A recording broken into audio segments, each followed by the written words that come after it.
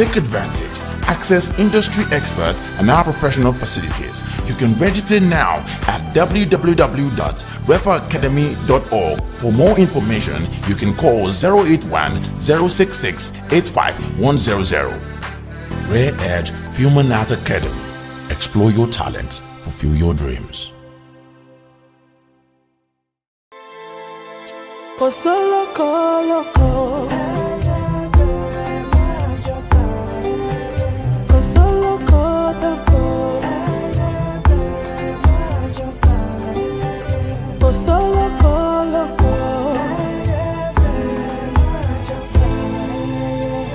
Àìsílẹ̀ olóngìní ilé di ilé èkúté yìí. Ṣebí wọ́n ní bọ́lọ́jẹ́ ò bá kú oríta ò léwu koríko. Ayé ṣòro ẹni àníkó kíni lẹ́yìn ló fẹ̀gún sọ́wọ́. Àṣeun dúpẹ́ lọ́wọ́ ẹni tó ń ṣe ni ló tún ń gbà ní. Ẹni àníkó fẹ́ni lójú tó bàtà sẹ́nu.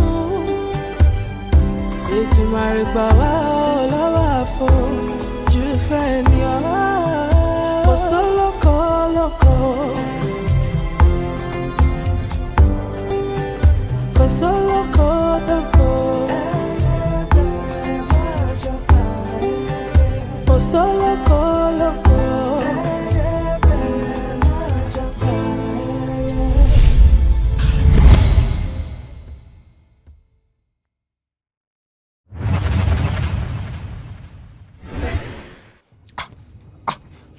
DK, HS, Jerry, Makana, ṣé ẹgbẹ́ yìí ni?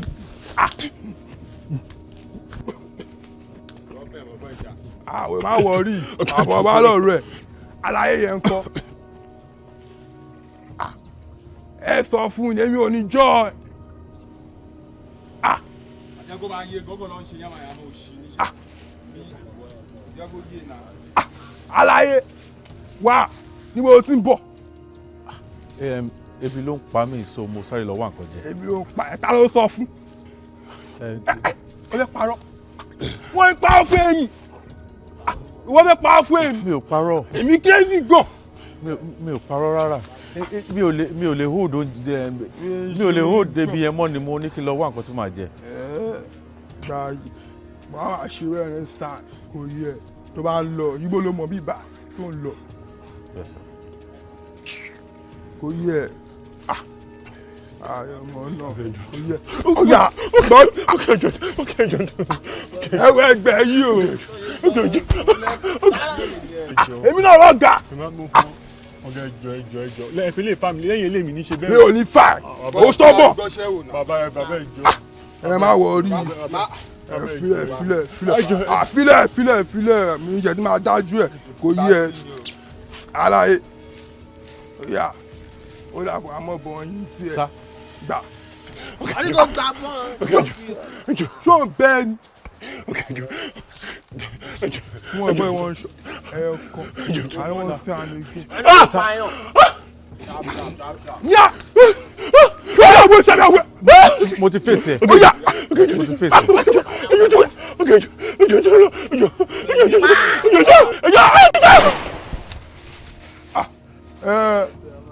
Ó ṣe ju ẹ lọ nínú. Bá mi kí máa mi lọ́rùn. Kush. Mo yẹ sọjọ́ ẹ wálẹ̀ ẹ kílẹ̀ ọ̀bọ̀ ìkúrò wọn mi jẹ láìkẹ́ ẹ̀mọ́ ẹgbẹ́ níjọ. Borokini.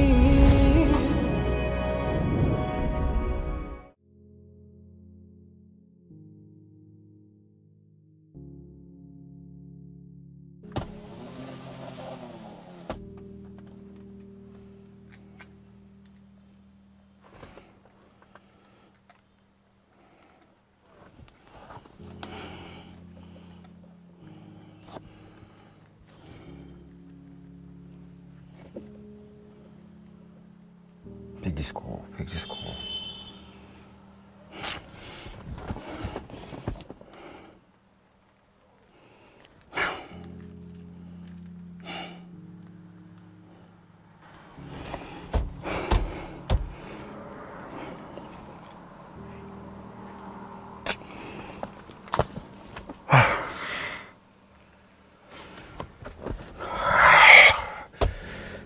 fault. It's not your fault. This is not your fault.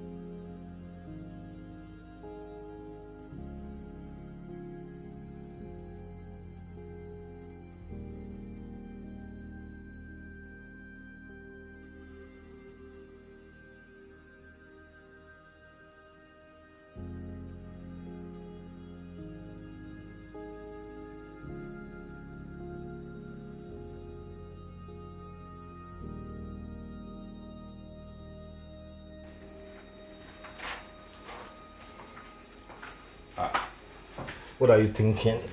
You're too young to start thinking. I'm also too old for you to step into my room without knocking, Dad. Maybe no, more report this soon. So, kill on it up. Go see. Mama, tell me more. Okay, down that fast. Except she's lying. Daddy, go see. School can't stress then. Well, to buy this school. I'm not thinking about our in school. Daddy, Mufesu. Well, it's okay. But to buy any academics any. You are teaching, and share notes once in a while. Alright, so you can feel like also.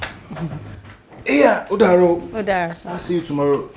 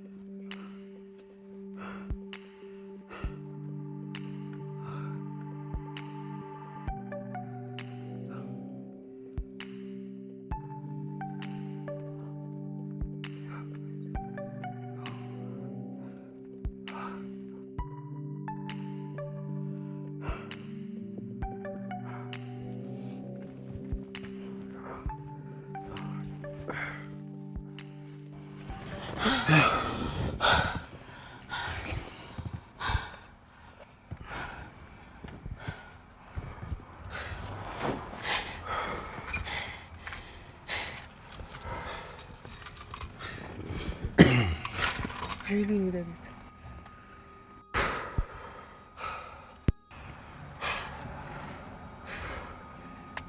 Hey, look.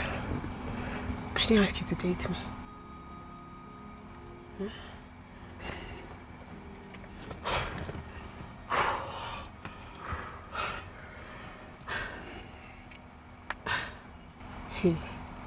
Hey.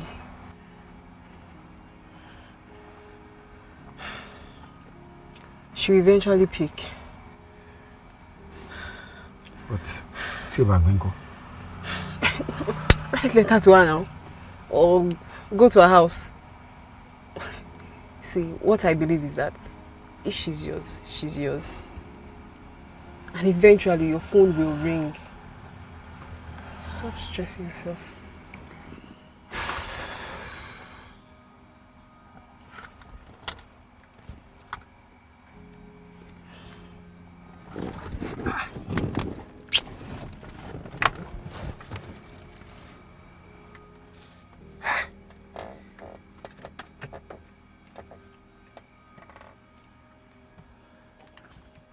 Hello? Lolade? Lolade? Lolade?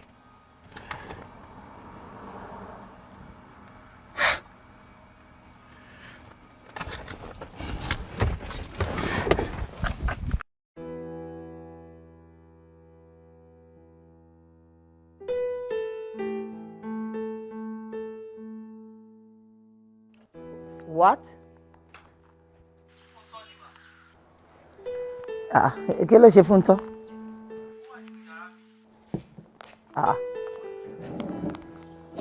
Sorry, I don't get it. You called to tell me that Funto is in your room? Ẹ jẹ́ kó yé mi now, I don't understand you. Báwo ni Funto ṣe dọ́dọ̀ ẹ pẹ̀lẹ́rù ẹ̀? Ó gbá Funto sílé? Alright, padà sínú yàrá ẹ̀ tó wà yẹn. Tell her that I said wípé kó múra, kó wọṣọ, kó dẹ̀ bá mi ní office in the next 3 hours. Young man, just do as I've said, okay?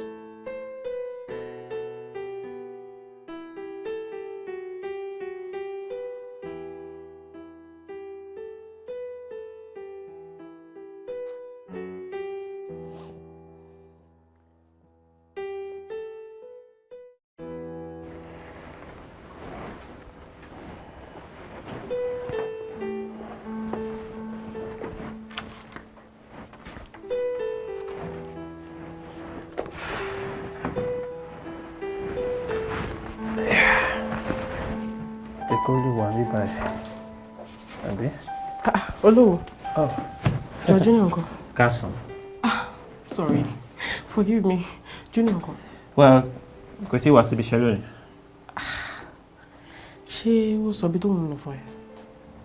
Mi dé reconnect látara.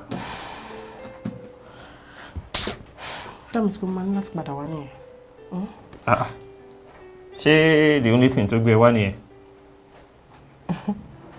Look, Susan. We miss your fire around here. Fire? Ṣé kí n fún ẹ ní match kó light another one? Fire yẹn gangan ló jẹ́ kí n wà attracted sí ẹ. Kí ló ń sọ?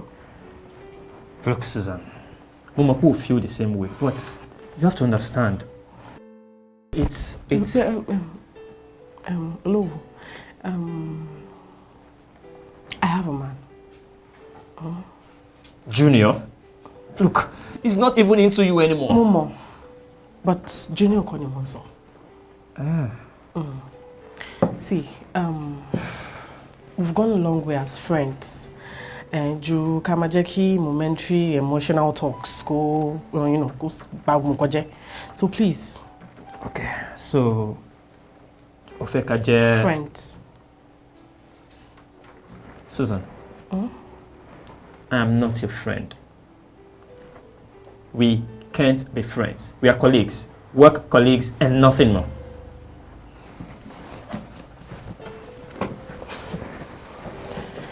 I'm so Junior pé mo wá.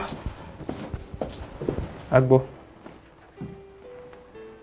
What is this?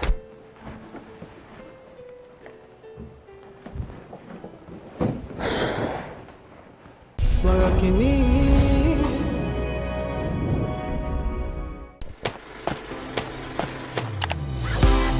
Bẹ̀rẹ̀ ìrìn àjò rẹ nípa fíìmù àti eré àgbéléwò lónìí ní Rare Edge Film and Art Academy lọ́dọ̀ àwọn akọ́ṣẹ́mọṣẹ́.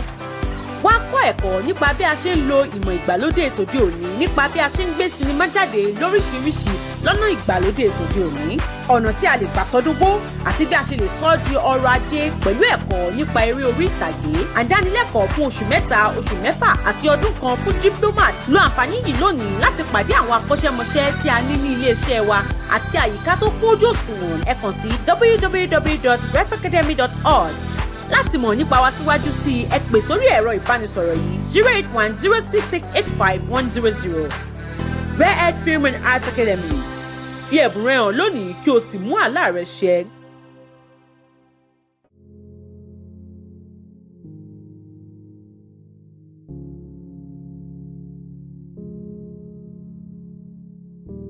Ètò láyé ṣàánú mi, ṣàánú mi, ṣàánú mi, ṣàánú mi, ṣàánú mi. Irọ́ mi gbọ́dọ̀ wẹ̀yìn, àrọ̀wá ìwẹ̀yìn, irọ́ lọ́pàá mi gbọ́dọ̀ wẹ̀yìn, àrọ̀wá ìwẹ̀yìn. Ojú bá jẹjẹ, ṣàánú mi, ṣàánú mi, ṣàánú mi. Irọ́ ìwọ mi gbọ́dọ̀ wẹ̀yìn, mi gbọ́dọ̀ wẹ̀yìn. Ta ló irọ́ mi gbọ́dọ̀ wẹ̀yìn. Ẹ jẹ́ bọ́ yóò gbà, ẹ ṣàánú mi, ẹ jọ̀ọ́. Bẹ́ẹ̀ ni látòní lọ ìkorò, àìsàn, ìbànújẹ́ kì í ṣe tèmi mọ́. Bẹ́ẹ̀ ni mo ráṣe ìrú dànù, mo ráṣe ti dànù. Ẹ ṣàánú mi tó láyé, ẹ ṣàánú mi, ẹ ṣàánú mi, ẹ ṣàánú mi, ẹ ṣàánú mi, ẹ ṣàánú mi, ẹ ṣàánú mi, ẹ ṣàánú mi, ẹ ṣàánú mi, ẹ ṣàánú mi, ẹ ṣàánú mi, ẹ ṣàánú mi, ẹ ṣàánú mi, ẹ ṣàánú mi, ẹ ṣàánú mi, ẹ ṣàánú mi, ẹ tó láyé, ẹ ṣàánú mi.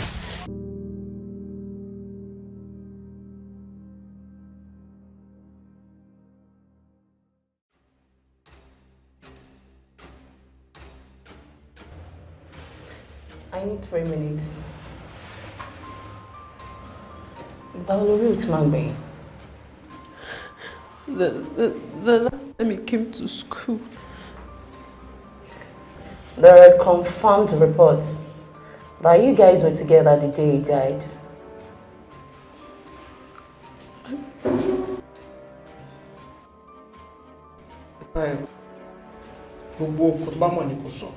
Okay? Don't keep any secrets. Don't do all that. So, were you with Utman the day he died? And you're aware he died of drug overdose? Shejon Lupapo? No. See, I know Bukayo very well. All drugs. At best, he was caught in the wrong place at the wrong time. Okay, sorry. Okay. So, Pillow Masha. Investigation actually does so. Okay.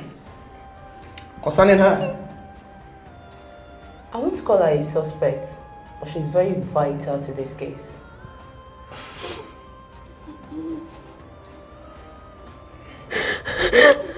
Go.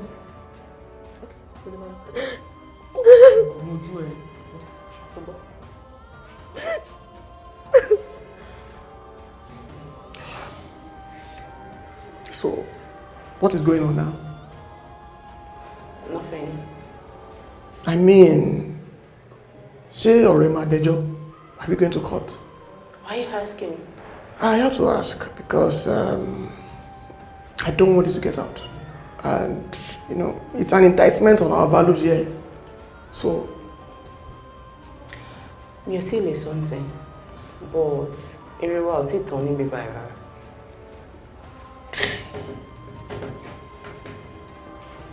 Borokini.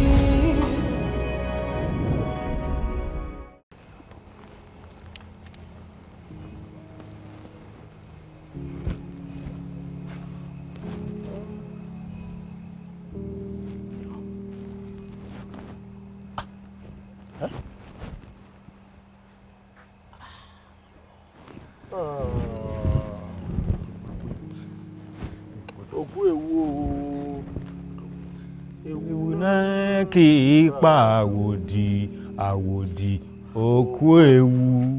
pẹ̀lẹ́pẹ̀lẹ́ irọ́ ó ti yé ó ti yé ó ti yé pẹ̀lẹ́ pẹ̀lẹ́ káàbọ̀ kúrìn dúpẹ́ lọ́wọ́ ẹlẹ́dàá ẹ̀ dúpẹ́ lọ́wọ́ ẹlẹ́dàá ẹ̀ àbọ̀ orí nǹkan dúpẹ́ lọ́wọ́ ẹlẹ́dàá ẹ̀ sórí adúpẹ́ tó ọlọ́tọ́ bọ̀ ọ̀pọ̀lọpọ̀ ti rí irú ìrìn àjò tó rìn tó jẹ́ pé wọ́n rá sọ̀hún ni tí wọ́n bọ̀ rárá mọ́ tẹ́nìkan kan ò gbúròó wọn mọ́ àmọ́ dúpẹ́. àrí bẹ́ẹ̀ kú oríire ni kò dúpẹ́ lọ́wọ́ ẹlẹ́dàá rẹ ewu náà rẹ ọ̀pá wo ni. bẹ́ẹ̀ni kò kú oríire. ṣọwárì gbogbo àìsàn burúkú ìdààmú ìdààbò tí ń bọ fínra tẹ́lẹ̀tẹ́lẹ̀ gbogbo ẹ ti dàfẹ́ yìn. ó ti dàfẹ́ yìn ṣẹ́gun fi sọ ó ti dàfẹ́ yìn. bá a bá jẹ̀kọ́ lòkùn kòtò àtòun àtẹ̀kọ́ ni wọ́n jọ lọ. wọ́n jọ ń rìn pọ̀ ni. ìkìlọ̀ wá wà o. ìkìlọ̀ wo nìyẹn bàbá. ìkìlọ̀ ń bẹ sórí léyìí tó dé yìí ẹni yòówù tó bá rí pé ọṣẹ tètè máa tọrọ dáríjì lọ́wọ́ ẹ̀ lẹ́sẹ̀kẹsẹ̀ o gbọ́dọ̀ robi sí yẹn o sì gbọ́dọ̀ ṣe kàsẹ́nì kankan ṣáǹgbọ́n mi kọjá bó ti lóun wọn jẹ o. máa dé bí wọ́n ti ń wí fún ọ̀hún máa dé. kọjá bó ti lóun wọn jẹ o kú oríire o kú oríire. àná o ti yé o ti yé o ti mú ìjẹ náà o ti mú ìjẹ náà o ti yé pẹ̀lẹ́ pẹ̀lẹ́ nǹkan kan ò ní ṣe àbúrò ní ọ̀sẹ̀ ká máa lọ lélẹ́kùn kábílédùà ká dúpẹ́ lọ́wọ́ elédùà ewu náà pàwòdì pàwòdì ó kú ewu òkú ewu o ewu náà kì í pàwòdì àwòdì òkú ewu. Drugs? Yes. Ẹ má pariwo mọ́ mo fẹ́ kẹ́ approach ẹ carefully that's why mo fi pè yín pé kẹ́ wá ká lè sọ ọ̀rọ̀ yìí. Okay, ẹ ṣé gan. Àwọn ọlọ́pàá ṣe máa ní ìdẹ̀kùn interrogation. Is she in trouble? Well, not really, but she's vital to the investigation, I think. Mo máa wá rógò. Kò lè bẹ́ẹ̀ yẹn, take it easy. Take it easy. Okay, ẹ ṣé gan. Mo appreciate it. So ẹ ṣe bẹ́ẹ̀.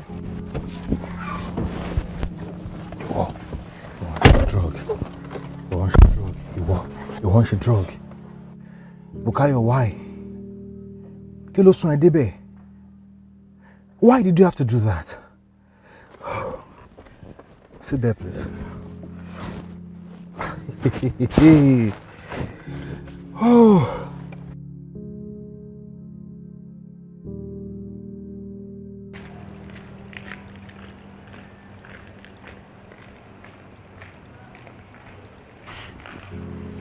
Babe, how far now? How far? Ṣé mo mọ̀ ẹ́ rí ni? I don't hear Yoruba. What do you want? You dey see 1,000. No. 500. That cheap? I just feel take. Be correct, please. Take that. No, I don't want. I'm okay. I just feel take. No. Don't worry, take. I just give you. Are you sure? I'm okay. Don't worry. I'm actually very okay. It's very cheap. Don't worry. I'm okay.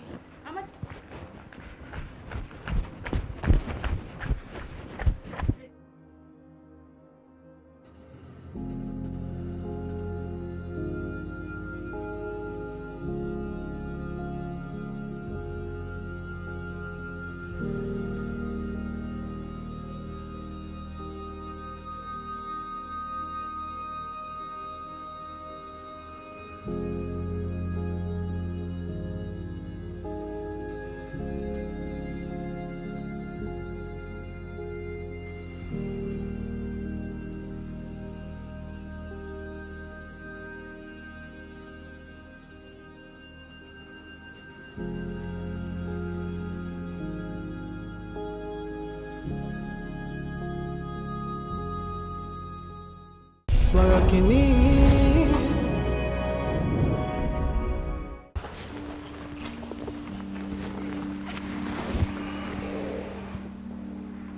Can you update? There is a new sheriff in town. Kí lẹ mean? Bioye Alarape, Federal Drug Response Squad. Na girl. I dey tell you. So, kọ́tà ń sọ fún mi sí pé agbára yín ò kà Bioye. Unfortunately, only Koko kìí gbọ́, kìí gbà. She's ruthless. Kí ló special pa? Òun náà mo sọ yìí. Ó burú, agbára wa ò ká. She's from the Federal. Ọ̀nà tí wọ́n wà. Does she have any of our boys? None that I can think of now. So kọ́tà ń sọ fún mi sí pé possible kó mú kan náà ọmọ mi. Kẹ má rí nǹkan kan ṣe sí. I told you. Do you know Mrs. Kalejaye? The politician. Bẹ́ẹ̀ni, exactly. Ṣé ara yín náà ni wọ́n wà? Rárá. Ó dà pé kan náà ọmọ ẹ̀ customer wa ni.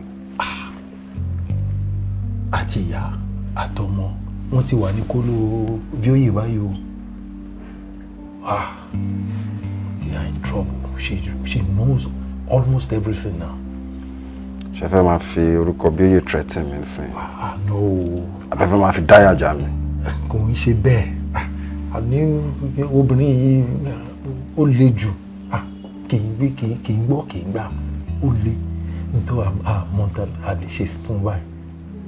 The only way is to just remove him from the road. I don't know what to do. Then let's do what we have to do. What? Tabari kò fẹ́ máa fojú height ẹ lọ. Ẹgẹ yẹ. Mo ní kẹ́ gẹ yẹ. Mo gbà. I agree. Good.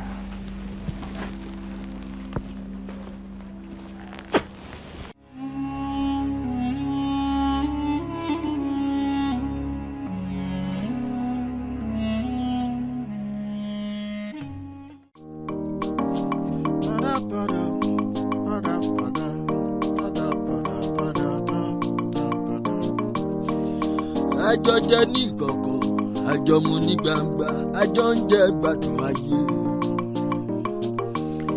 Imú o máa níka o, à ń gbóòórùn ara wa, ò jẹ́ agbóòórùn aṣebi. Ẹni a ní ó fẹ́ ni lójú, ata ló fi sẹ́nu, èyí a ní ó kí ni lẹ́yìn, ẹ̀gún ló fi sọ́wọ́.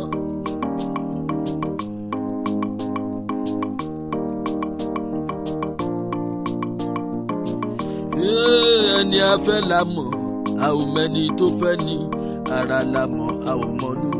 Yé o, ọ̀dàlẹ̀ ọ̀rẹ́ o. Ọ̀dàlẹ̀ ọ̀rẹ́ o, ọ̀dàlẹ̀ ọ̀rẹ́, ọ̀rẹ́ onírìkíṣí, ọ̀rẹ́ onímọ̀ nọ́fìkì. Ọ̀dàlẹ̀ ọ̀rẹ́ o, ìkà ọ̀rẹ́ o, ọ̀dàlẹ̀ ọ̀rẹ́ o, máa lọ.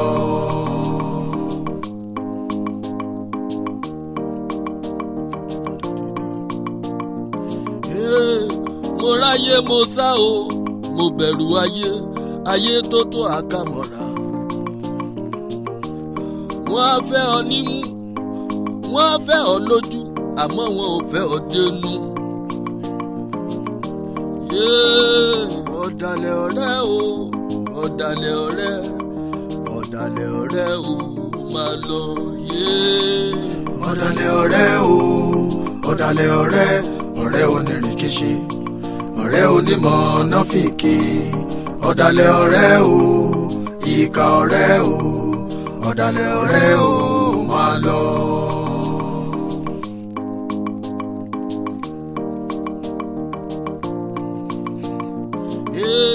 Ọ̀rẹ́ mi bánu sọ, má ṣe bẹ́ẹ̀ nìyàn sọ.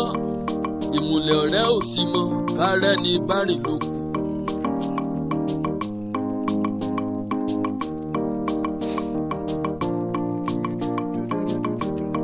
Ẹni ọ̀rẹ́ dá o, kó má fi ṣèbínú, ẹni abínibí máa ń dání. Yé o, ọ̀dàlẹ̀ ọ̀rẹ́ o. Ọ̀dàlẹ̀ ọ̀rẹ́ o, ọ̀dàlẹ̀ ọ̀rẹ́, ọ̀rẹ́ onírìkíṣí,